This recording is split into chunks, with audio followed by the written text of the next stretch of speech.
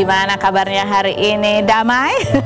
Saya Kak Rose, siapa nemenin Anda di acara Rumpi No Secret 2. Ditemani oleh Daniel di pojok sana hari ini, dan sudah hadir beberapa bintang tamu yang akan berbagi cerita dan suka dukanya ya. Yang hadir salah satunya adalah bintang tamu kita yang banyak mungkin membuat orang bertanya-tanya dan ikutan kesel ya, yaitu yang kemarin mendapatkan gugatan balik untuk mengembalikan mahar. Ada Cikita Medi. Apa kabar, Bu? Alhamdulillah baik. Gimana perasaan hati hari ini? Udah mulai tenang, cuman masih sedikit ngantuk. Baik, nanti kita dengar ceritanya, tapi sebelumnya kita ke pojokan dulu untuk membahas apa yang sedang ramai di luar sana menjadi perhatian netizen, baik itu untuk hal-hal yang datang dari dunia nyata maupun dari dunia maya. Dari dunia nyata hari ini ada sidang perdana. Sidang perdana bukan sih? Bukan ya. Kayaknya udah bukan perdana lagi deh. Sidang gugatan perceraiannya Andre Taulani kepada istrinya Erin yang kali ini dilangsungkan di Pengadilan Agama Jakarta Selatan setelah 3 kali sebelumnya itu ada di Pengadilan Tiga Raksa Tangerang ya. Agendanya hari ini adalah pemanggilan untuk termohon. Termohon itu kalau nggak salah ya, pemanggilan termohon, kesaksian termohon. Bukan mediasi. Nggak ada mediasinya sih? Mungkin apa kan biasanya mediasi dulu, tapi hari ini termohon yaitu istrinya Andre hanya diwakili oleh kuasa hukumnya karena baru pulang nganterin anaknya kan sekolah tuh, jadi masih pulang, masih belum enak badan, masih jet lag. Iya emang aku aja masih jet lag sampai sekarang ya. Sombong banget. Tapi ya kalau Andrenya sendiri dibandingin yang terakhir di Tiga Raksa tuh hari ini kayaknya lebih santai, walaupun pernah agak sedikit nyasar katanya. Harusnya dia kan di Pengadilan Agama, tapi dia nyasarnya di Pengadilan Negeri. Ayo coba di mana Pengadilan Negeri, di mana Pengadilan Agama? Sama-sama di Pasar Minggu, cuma beda jalan, Kak. Ya Allah, Pasar Minggu tuh gede ya. Yang satu di mana, yang satu di mana? Pengadilan Agama masih tempatnya kemarin lah, salah gimana sih? Oke, kita lihat dulu videonya berikut ini.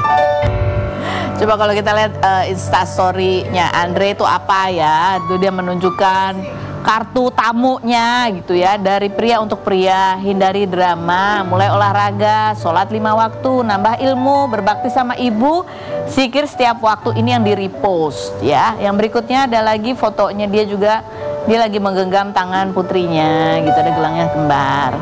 Ada captionnya nggak? Love you aja gitu ya. Komentar netizen coba kita baca. Kenapa sih udah ada pengganti apa gitu ya? Kenapa kok ngotot banget? Karena tadi ada pertanyaan wartawan ya, jadi udah mantep banget nih dia bilang ya. Dari kemarin udah mantep. Pak Andre, banyak yang nunggu Anda duda. Kamu udah ada yang nunggu kamu belum?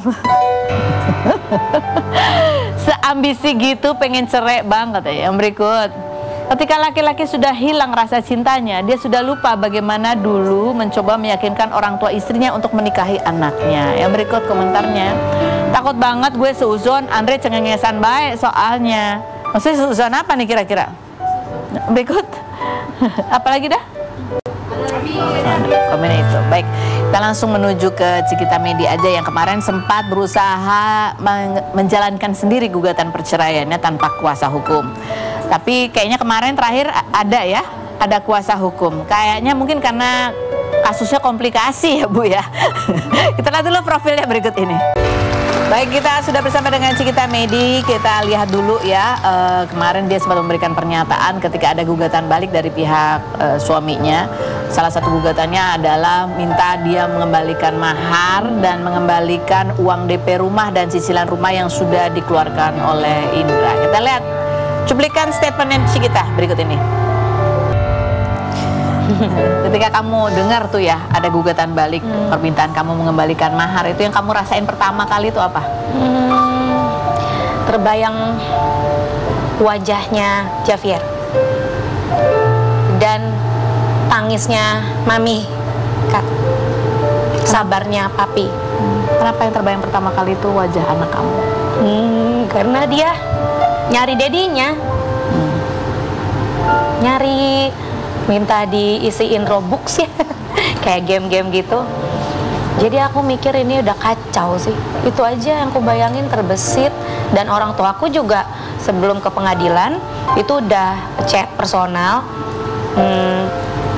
nak datang untuk mencari solusi. Ternyata dianya malah melawan. Katanya semua ini terjadi karena anak papi sendiri yang memviralkan itu. Jadi ini suatu bentuk kemarahan dia karena Bentuk kemarahan dia. Baik. Ini kan kalau kita lihat yang sempat juga kamu posting gitu ya, ini masalah mahar. Ada sempat juga kamu menunjukkan ada perjanjian sebetulnya sebelumnya, iya. personal kamu dan dia. Di situ ada tulisannya gitu, bahwa dia berjanji untuk melunasi mas kawin. Mas kawin, totalnya 25 gram, dan dia juga mau menafkahi. Awalnya dia negosiasi sama papi saya tuh 2,5 juta. Nafkah untuk anak ya? Buat berdua. Oh, buat berdua, kamu dan Javier. Iya. Tapi lama-lama ya kita breakdown, ini biaya pengeluaran kita aja, sekeluarga aja bertiga tuh bisa 35 sampai 40 juta lah per bulan ya. Tapi kok ya perjanjian itu dia tulis dengan sadar, orang tua tanda tangan, aku juga tanda tangan sebelum dia keluar dari rumah. Enggak, tapi maksudnya mahar ini masih nyicil dia? Belum. Jadi belum dikembalikan, ini baru perjanjian. Oh, oke, enggak, tapi di awal nikah dia kasih maharnya lunas dong. Jadi kan saat papi dan si pasanganku itu bilang bahwa ya saya terima nikahnya bla bla bla bla bla dengan mas kawin. Ya kan? Logam mulia 25 gram kan? Tapi ada kata tunainya nggak? Iya dong. Jadi sebenarnya udah dikasih nih. Udah dikasih kan? Terus habis itu kenapa dia mencicil lagi? Ada tulisan itu karena dia pakai, sempat dipakai. Dia mencuri. Oh, sempat dipakai tanpa pengetahuan. Sehingga dia harusnya mengembalikan itu. Nah, saat ketahuan, keluarga tuh taunya di akhir-akhir. Oke. Jadi permintaan dia untuk kamu mengembalikan mahar itu yang berapa yang dia minta kembalikan? Kan udah dia pakai sebagian. Ya 25 gram itu. Jadi dia minta kembali utuh, sementara sebagian udah terpakai gitu sama dia. Ya dia sendiri yang jual diam-diam. Dia kan nggak izin. Jadi intinya kan maharnya udah kepake, tapi dia minta dibalikin utuh. Iya. Bingung kan? Itu ya. Itu bikin aku pecah, dan dia pakai acara menjawab secara rekonvensi. Padahal dia juga wujudnya nggak ada. Jadi kamu sepanjang nih kalian mengajukan gugatan itu belum pernah ketemu lagi sama dia? Belum, dari Juni. Dari Juni? Bulan Juni. Malah bulan Juni mau rujuk, Kak. Tadinya mau bayar? Tadinya mau rujuk. Aku memaafkan dan mencoba kembali karena anak. Tapi ternyata kebiasaan dia bermain money game tersebut dan download aplikasi jodoh itu nggak bisa dihilangkan. Download aplikasi jodoh? Iya, jadi di situ pengacara yang akan membantu kita rujuk juga bingung. Jadi akhirnya aku diancam sama pasangan ini. Diancam apa? Kalau sampai ngeviralin masalah money game tersebut, ya akan hilang salah satu nyawa di rumahku. Disitulah kenapa aku memproteksi diri dengan mengupdate story. Sebenarnya awalnya dari situ. Jadi kamu mengupdate story itu sebagai bentuk perlindungan kamu kalau ada apa-apa, kamu tahu masalah yang sedang kamu hadapi. Karena dia nggak mau berubah dan dia mau orang tuaku keluar dari rumah. Padahal orang tuaku hanya bertamu, membantu menjaga anakku saat aku kerja.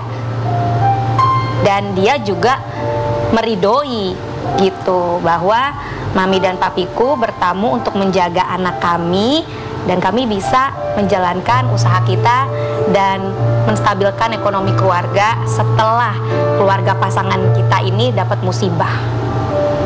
Jadi aku turut andil membantu dalam mencari nafkah.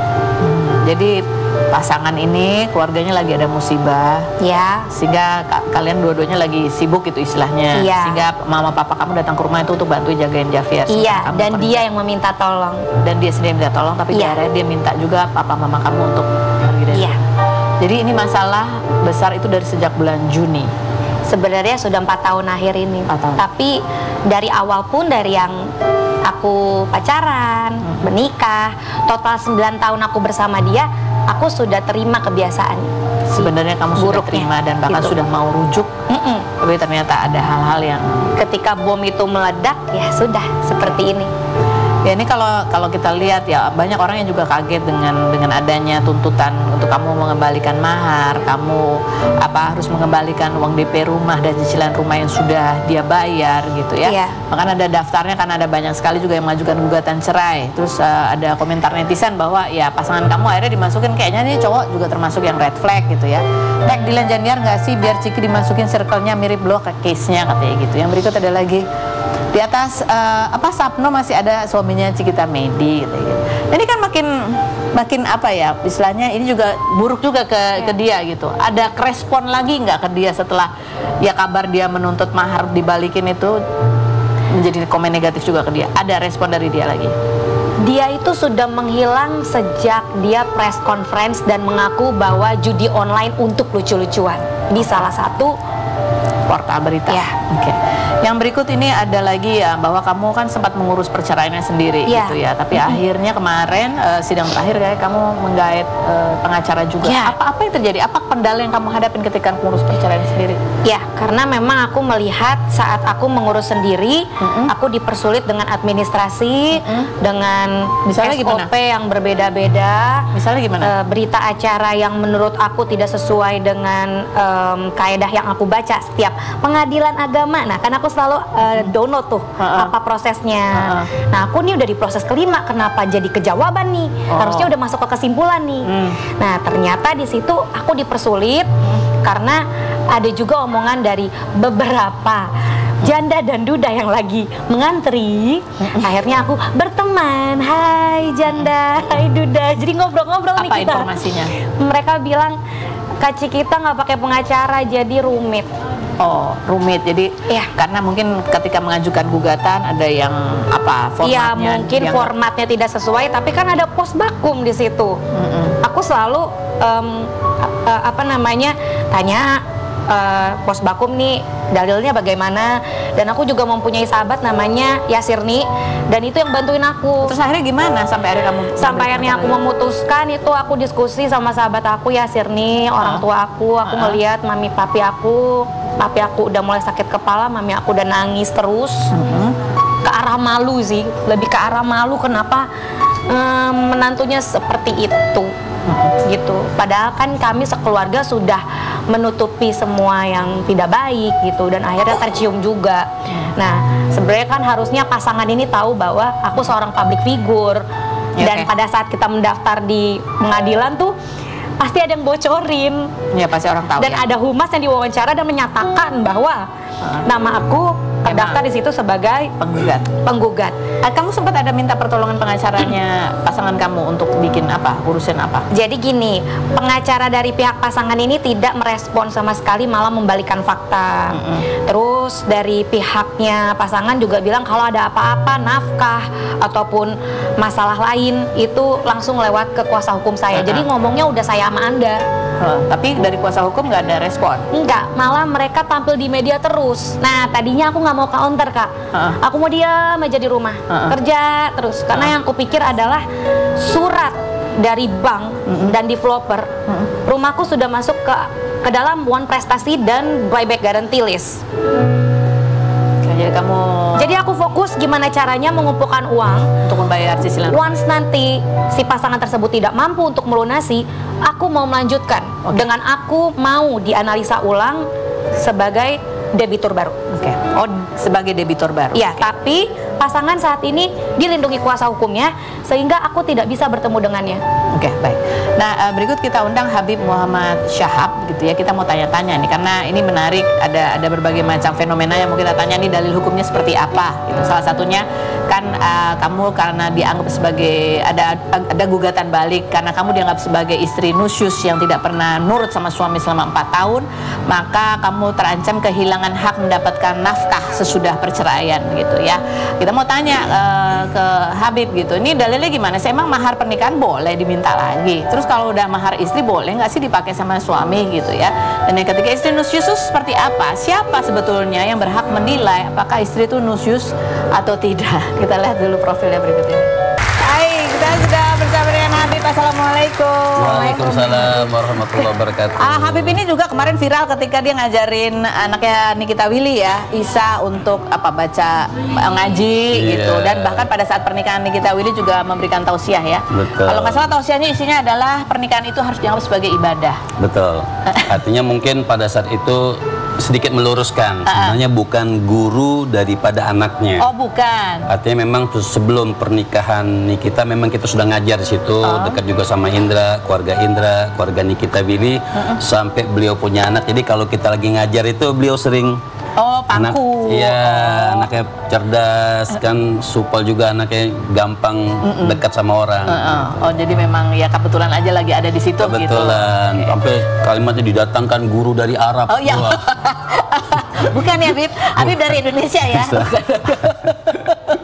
Oke, baik, ini kita mau tanya nih Habib. Ya, ini ada beberapa fenomena di bulan-bulan ini, perempuan-perempuan yang menggugat cerai suaminya. Kemudian dalam tuntutan gugatannya juga macam-macam. Ada yang hanya bingung nih yang mana sih maksudnya yang menuntut. Nih yang menuntut katanya kemarin ada yang ngasih suaminya 800 juta gitu ya. Sebagai uang apa itu 800 juta? Uang Gonogini. Harta Gonogini. Terus ya ada Kimberly yang kemarin tuntutannya hanya cuma minta nafkah 5.000 rupiah saja. Syafa Rasya minta 100 rupiah saja gitu tuntutan untuk nafkah anak. Nah kalau ini dia malah disuruh ganti kembaliin mahar. Ini ada dua berarti yang mau kita tanya. Yang pertama, Bib, sebenarnya kalau misalnya ini istri-istri yang emosi gitu ya, kemudian mengajukan tuntutannya yang seperti itu gitu ya, 5.100 itu kesannya meringankan, tapi dibalik itu kan ada makna lainnya. Itu gimana, Bib? Baik, artinya masalah nafkah ini kan ketika seseorang bercerai, maka ada yang namanya masa iddah. Masa iddah itu 3 kali waktu suci. Jadi haid suci sekali, haid lagi suci sekali, haid lagi suci lagi, yang ketiga kali selesai masa iddahnya. Dalam masa iddah ini masih walaupun sudah talak 1 ya. Artinya dalam masa iddah itu masih terhukum suami istri, tapi nggak boleh ketemu, nggak boleh campur karena sudah di luar mahram. Artinya istri keluar masih wajib izin. Masih hukum zaujiyah. Nanti beda sama artinya itu masih hukum zaujiyah. Dan nafkah suami terhadap istri dalam jangka waktu masa iddah itu masih wajib. Wajib ya? Masih wajib. Tidak boleh suami tidak menafkahi istri selama masih ada masa iddah. Selesai masa iddah, selesai masalah nafkah. Tapi apakah 100% selesai? Tidak. Kan ada anak. Anak ini tetap tidak ada hukumnya seorang bapak cerai sama anak. Jadi intinya tetap kewajiban seorang suami memberikan nafkah kepada anak-anaknya, tapi tidak kepada istri. Artinya nafkah anak, sekolahnya, makannya, segala macam. Tapi pada saat misalnya nafkah itu istri ikut makan di situ, tidak masalah. Tidak masalah kan, karena memang bergabung sama anak. Dan yang ngurus kan juga istri ya? Yang ngurus juga istri, itu namanya. Jadi antara masalah iddah tersebut masih wajib nafkah. Setelah masa iddah tidak lagi wajib nafkah, tapi tetap wajib buat anak-anak tersebut, anak-anak yang beliau wajib dinafkahin, tidak boleh tidak. Iya, tapi ini kan ada banyak wujud kemarahan, mungkin kesel ya, karena ada banyak sekarang mungkin di zaman sekarang di mana penghasilan istri mungkin lebih dominan gitu ya, suami mungkin kontribusinya kurang, udah gitu mungkin dianggap udah gitu masih ada mungkin dugaan perselingkuhan dan lain sebagainya, sehingga istri kayak gitu, aku nggak perlu ibaratnya kata-katanya jadi kayak udahlah, kamu gak usah ikut andil juga nggak apa-apa gitu. Itu yang penting cerai, kamu bayar 100 perak aja juga nggak apa-apa gitu. Ibaratnya kayak gitu, Bib. Intinya istri itu boleh atau tidak sih kerja? Kan masalahnya itu pertanyaannya. Istri boleh atau tidak kerja? Jadi ada yang wajib izin, ada yang nggak wajib izin. Misal istri sudah kerja sebelum dia menikah, ketika dia menikah suami tahu bahwasannya ini istri nikah dan sudah ada kompromi setelah nikah tetap kerja, maka dia nggak wajib lagi izin kepada suaminya untuk bekerja. Memang sudah sebelum nikah bekerja. Tapi suaminya harus tetap biayain dong. Wajib. Itu hukumnya wajib. Kemudian ada istri yang kerjanya pas setelah pernikahan untuk membantu nafkah keluarga. Maka wajib gak diizin? Wajib izin. wajib izin terhadap suami ketika istri itu mau kerja. Suami mengizinkan kerja, yang penting bisa menjaga dirinya, iffah dalam dirinya, bisa menjaga dia sebagai seorang istri gitu. Dan subhanallah gajinya lebih besar lagi. Kan masalahnya itu. Nah, bagaimana hukumnya? Tetap istri itu tidak boleh sombong atau congkak atau angkuh, merasa gajinya lebih besar daripada suaminya. Tapi suaminya juga harus tahu diri. Tahu dirinya, misalnya, oh sudah nih saya banyak dibantu sama istri, ya haruslah menjadi suami yang lebih baik, gak usah pakai selingkuh, ini itu segala macam kan gitu. Aku seneng denger tapinya itu. Tapinya semuanya. Habib, nih kalau soal mahar nih, kemarin kan ada gugatan balik, kita bingung ya. Kita nih sebagai masyarakat awam sampai juga bingung gitu, bisa ada tuntutan begitu. Orang udah nikah sekian tahun, udah punya anak, digugat cerai, minta dibalikin maharnya, sama minta dibalikin uang cicilan rumah sama DP rumah yang mereka tempati bersama gitu sepanjang pernikahan. Itu bisa emang begitu apa? Ada kasus seperti itu nggak sih, Bib? Setelah berikut ini jangan kemana-mana, tetap di Rupiah.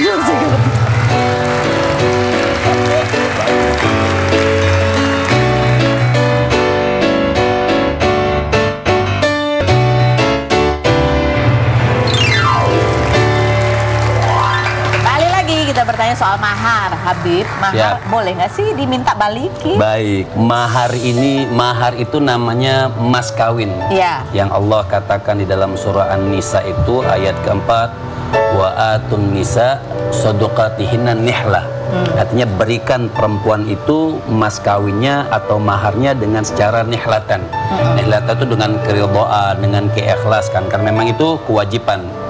Jadi mahar ini perceraian. Jadi perceraian ini ada dua. Ada yang perceraian fasakh. Fasakh itu nikah yang terbatalkan. Sebelum kita masuk nih, supaya dipahami, nikah yang terbatalkan, contoh misalnya, tapi yang membatalkan dari pihak perempuan. Misal contoh waktu nikah tiba-tiba ketahuan suaminya cacat misalnya, dalam kan nggak ada tahu, jadi dibatalkan. Tapi dengan syarat kalau di dalam ayat Quran itu qabla an tamassuhunna, sebelum ada pergaulan suami istri. Artinya sebelum, gimana bahasa yang enak? Ya, pokoknya sebelum bercampur lah. Ya, sebelum bercampur.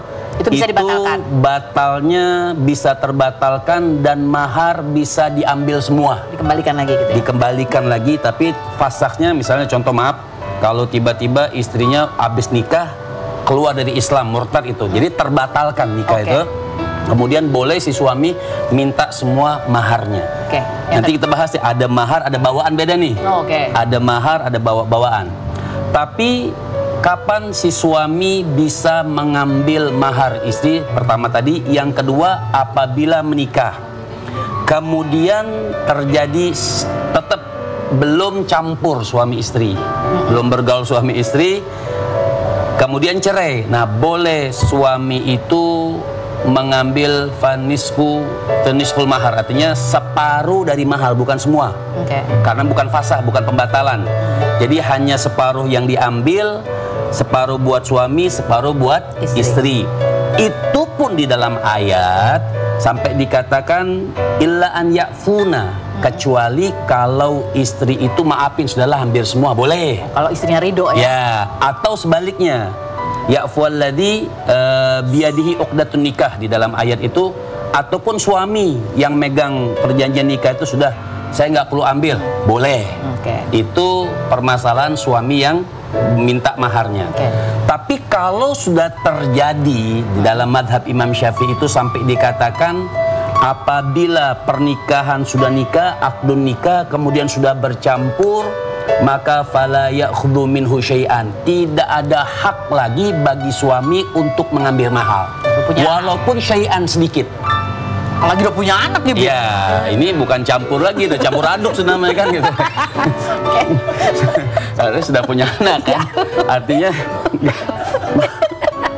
ini secara hukum, artinya tidak boleh mengambil balik mahar itu syai'an, walaupun sedikit, 1 rupiah pun nggak boleh minta kembalian. Nggak boleh minta? Tidak boleh. Kalau misalnya pinjam dulu, pakai dulu ya mahar kamu.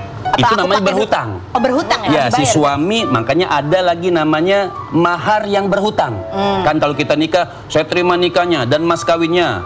Jika misalnya bla bla bla bla, ngutang, biasanya kan lunai, biasanya kan tunai. Ini dalam akad nikah boleh. Nyicil gitu ya. Nyicil misalnya atau ngutang gitu kan. Boleh atau tidak? Boleh. Nah, si istri berhak, bukannya nusus, si istri berhak tidak boleh suaminya menyentuh dia kecuali maharnya lunas. Oh, itu boleh ya, itu nggak termasuk Sebelum nusyus bercampur, ya. sebelum bercampur. Tapi kalau sudah campur aduk ya ngutang bagaimana? Tinggal dia bayar aja. Dari mahar yang ada, dia pernah berhutang ya bayar hutangnya. Jadi seperti itu. Jadi kalau sudah bercampur tidak lagi boleh si suami itu mengambil. Nah, ada yang namanya ada lagi? Itu Beb, kalau misalnya udah bayar rumah, terus minta balikin duitnya. Ada yang namanya mahar, ada yang namanya bawa-bawaan. Oh. Mahar itu yang disebutkan akad nikah. Itu mahar. Ada yang bawa-bawaan. Misal sebelum akad nikah mungkin dikasih rumah atau dikasih mobil. Sebelum nikah ya? Iya, artinya bawa-bawaan lah. Pas mau akad itu kan ada bawa-bawaan tuh. Misalnya emas, serah-serahan gitu. Itu boleh tidak diminta lagi. Itu ada dua pendapat. Kalau Imam Hanafi itu mengatakan boleh selama belum bercampur lagi. Oh, oke. Tapi kalau sudah bercampur ataupun hibah yang sudah diberikan dalam mazhab Imam Syafi'i, hibah apapun yang sudah diberikan kepada orang itu tidak boleh diminta lagi. Kapan hibah boleh diminta? Hanya boleh orang tua ketika menghibahkan kepada anak, boleh diminta balik. Oh, kalau orang tua. Hanya orang tua. Oke, baik. Ya, tapi kalau yang lain ketika sudah hadiahkan sama orang tidak boleh diambil lagi. Istri nusyus. Siapa Bib yang sebenarnya berhak memberi label kamu nusyus? Oke. Iya. Kalau suami istilahnya apa kalau suami? Ya, sebelum Zolim. Kalau suami zolim. Ada apa sih gini-gini? Baik. Oh iya. Pertanyaannya panjang juga ya. Betul.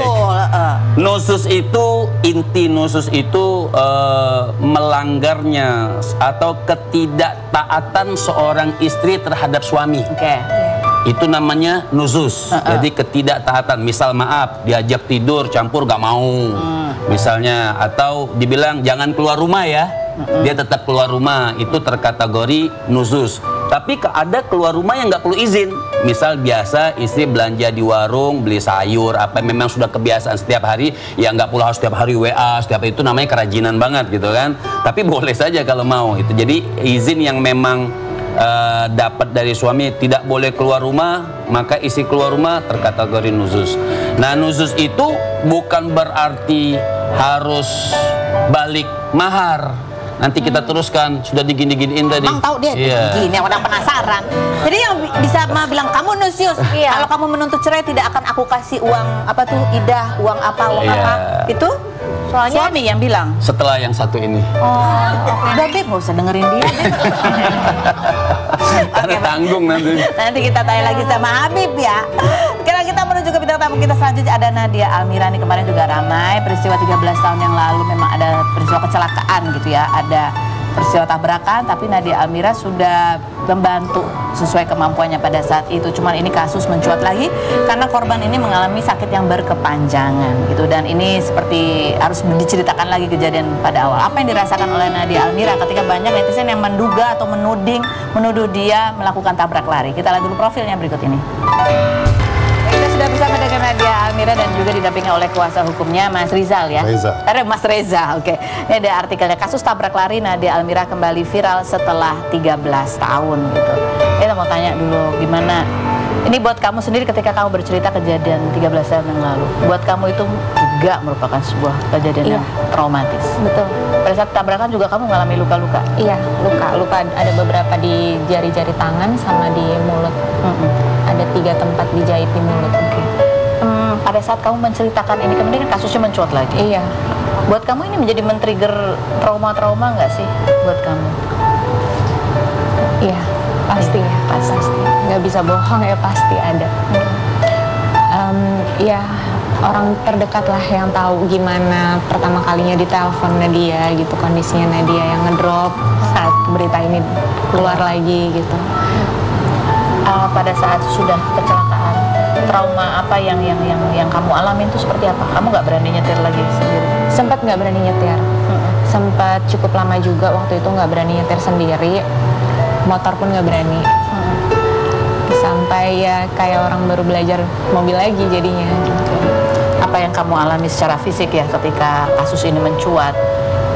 Kamu tidak saja harus mengingat kembali kejadian traumatis buat kamu juga, tetapi juga kamu menerima banyak hujatan dari netizen. Setelah yang berikut ini jangan kemana-mana, tetap di Rumpi Hipnosis.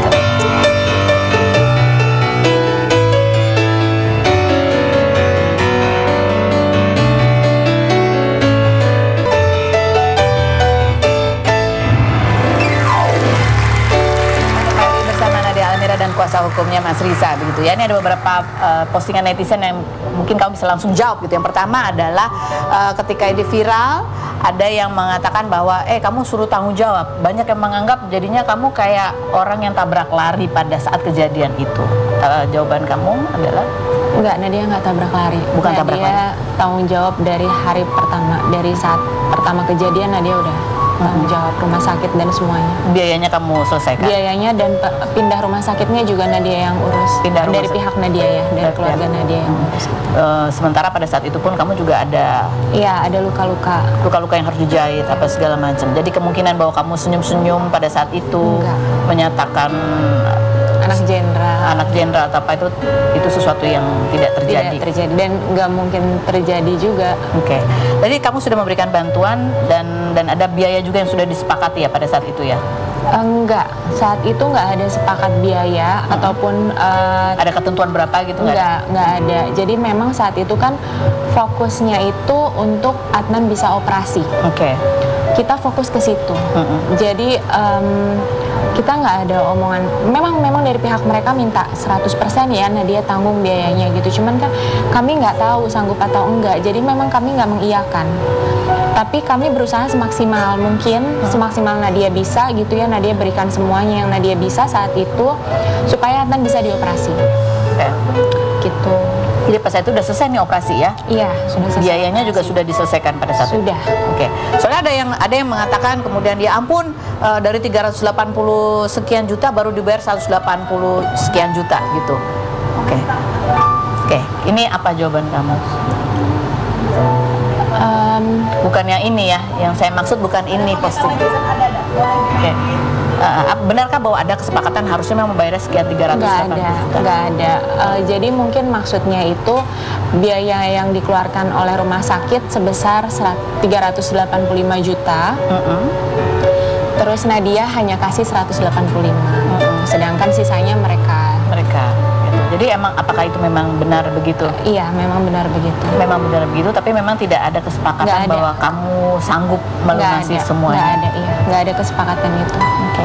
Kemudian juga ada apa ya mungkin yang kenapa kasus ini muncul gitu selain memang korban kemudian kondisinya memburuk adalah mereka menganggap ketika menghubungi kamu tidak ada respon gitu dari kamu. Apa yang terjadi sebetulnya? Memang ada adiknya Adnan yang nomor 3 DM Nadia. Itu udah lama dan Nadia nggak baca. Jadi Nadia tuh jarang banget buka Instagram. Nadia nggak selalu bukain DM. Terus DM juga Nadia nggak tahu settingan Instagram Nadia gimana. DM banyak masuk ke request dan hidden message gitu ya. Jadi dan itu harus dibuka-buka. Nadia kurang peduli lah sama DM. Akhirnya Nadia karena dia sadar diri, Nadia cantumkan nomor telepon Nadia di Instagram Nadia gitu supaya kalau orang ada yang butuh sama Nadia bisa menghubungi Nadia langsung via WA. Mungkin karena kesal DM-nya nggak terbalas, beliau adiknya yang nomor 2 ini komenlah di Instagram Nadia, komen di salah satu foto Nadia, komennya agak emosi di situ. Terus Nadia nggak langsung balas juga. Nadia nggak langsung balas. Nadia bingung kan ya, kenapa nih gitu loh, kok tiba-tiba ada kayak gini marah-marah gitu kan. Setelah bertahun-tahun nggak ada kabar apapun, kok tiba-tiba datang-datang langsung marah-marah gitu. Jadi Nadia tunggu dulu. Memang Nadia diam dulu, nggak langsung jawab. Sampai tapi Nadia udah ngobrol ke keluarga saat itu memang untuk kasih tahu gitu loh, ini Adnan sakit lagi, gimana baiknya ya, ada nggak yang bisa nemenin ke rumah sakit gitu. Itu udah ada omongan Nadia ke keluarga. Nah lagi ngobrolin kayak gitu, naiklah story, terus postingan di feednya dia gitu. Jadi akhirnya Nadia hold lagi untuk ke sana. Akhirnya Nadia langsung setelah itu langsung ke Mas Reza ya waktu itu ya. langsung ke Mas Reza karena kan Nadia tahu lah ini hukum gitu ya. Nadia langsung tanya, Mas gimana baiknya responnya, Nadia harus gimana nih gitu, karena kan sudah selesai dan Nadia nggak mau sampai respon Nadia menimbulkan masalah baru gitu. Jadi karena itu hadir Mas Risa ini untuk jaga-jaga lah supaya tidak kasus ini tidak melebar kemana-mana. Padahal sebenarnya niat kamu tadinya juga sudah mulai tanya apa yang bisa dibantu gitu.